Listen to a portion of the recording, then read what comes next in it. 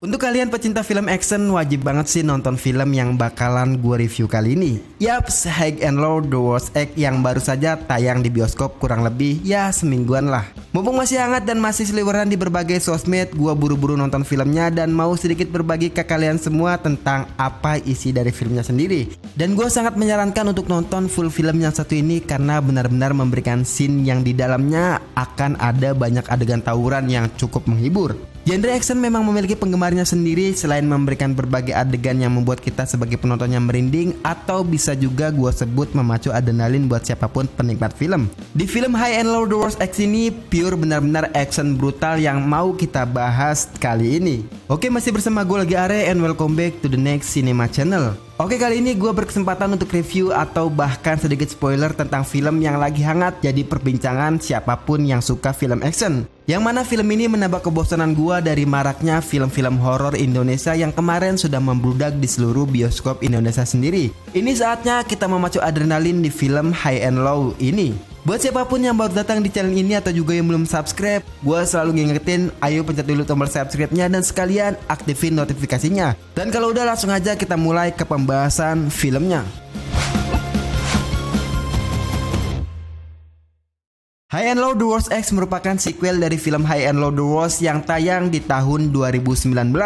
Berjarak 3 tahun dari sebelumnya, tentu aja banyak banget penggemar yang sudah sangat menantikan rilisnya film yang satu ini. Film bertema tawuran antar remaja seperti Crow Zero atau ala anime Tokyo Revenger ini melanjutkan kisah persaingan antara SMA Oya yang berada di wilayah Sword dengan SMA Teknik Senoman yang berisi para berandalan. High and Low The Worst X sendiri menceritakan tentang 3 tahun setelah peristiwa di film High and Low The Worst, di mana berfokus pada tantangan antara SMA Oya dan Kohei Amagai dari SMK Teknik Senoman. Nggak hanya itu, Kohei Amagi juga bekerja sama dengan Ryo Suzaki, SMA Kamasaka, dan juga SMA Ebara.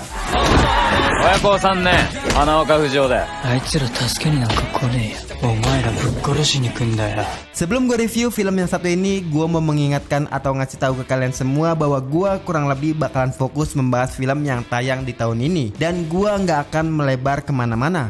Buat kalian yang sering nanya, kak nontonnya di mana, kak nontonnya di mana? Oke, gue kasih tahu. Film High and Low The Worst Cross ini hanya bisa ditonton di bioskop ya, karena di platform streaming manapun belum tersedia. So buat kalian yang penasaran, langsung aja kita serbu bioskop yang ada di sekitar daerah kalian masing-masing. Buat kalian yang belum nonton film High and Low The Worst yang tayang di tahun 2019 akan sedikit bingung tentang apa inti cerita dari film ini sendiri. Walaupun sebenarnya sangat gamblang dan bisa gue simpulkan di film yang tayang di tahun ini intinya mah perebutan wilayah antara geng SMA. Siapa yang kuat, dia yang memegang wilayah tersebut.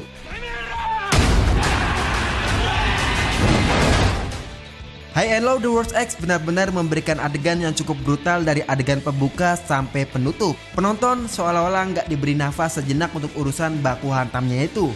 Mungkin Norisa Hiranuma selaku sutradaranya masih mengambil kesuksesan dari film pertamanya, di mana penonton lebih suka pada adegan yang bisa memacu adrenalinnya daripada ceritanya yang diperkuat. Makanya sutradara Hiranuma membuat 2 aliansi yang bakalan tawuran di film High and Low The Worst Cross ini. Bayangin aja 3 SMA tawuran melawan 3 SMA lainnya. Ya mungkin walaupun di akhir berantemnya ada 1 SMA yang mengundurkan diri. Bayanginnya aja gue udah ngeri coy.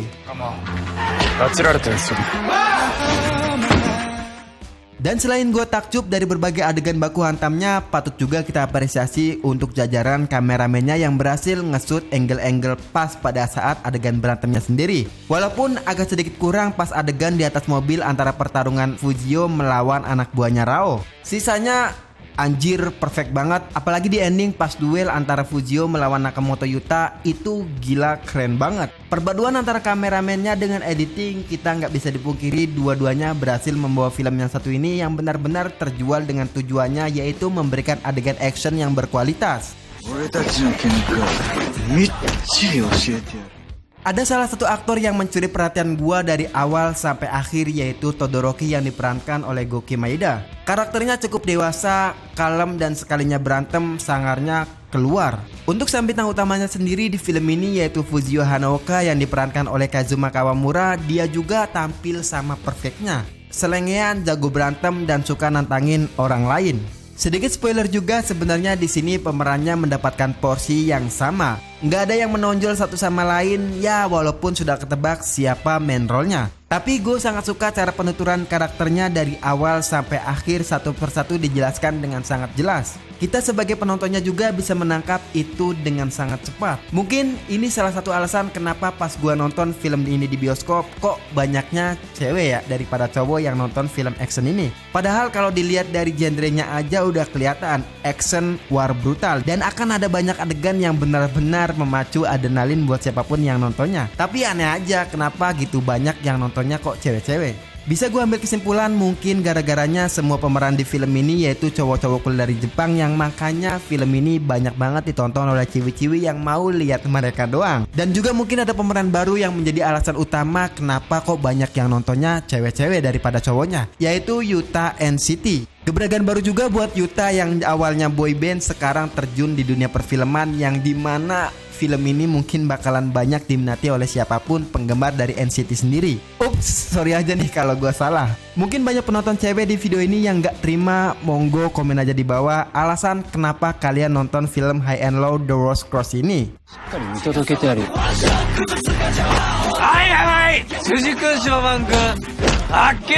Selain berbagai kelebihan yang udah gue sebutin tadi, untuk tempatnya juga di film ini dibuat semodern mungkin mengikuti perkembangan zaman sekarang. Selain tempat yang mendukung, scoring musiknya juga pas banget untuk mendebarkan jantung gua saat nonton full filmnya. Dan buat siapapun yang menonton film ini sebenarnya bukan cuman memberikan adegan yang brutalnya aja sampai berdarah-darah, tapi bakalan memberikan banyak pesan yang cukup bagus.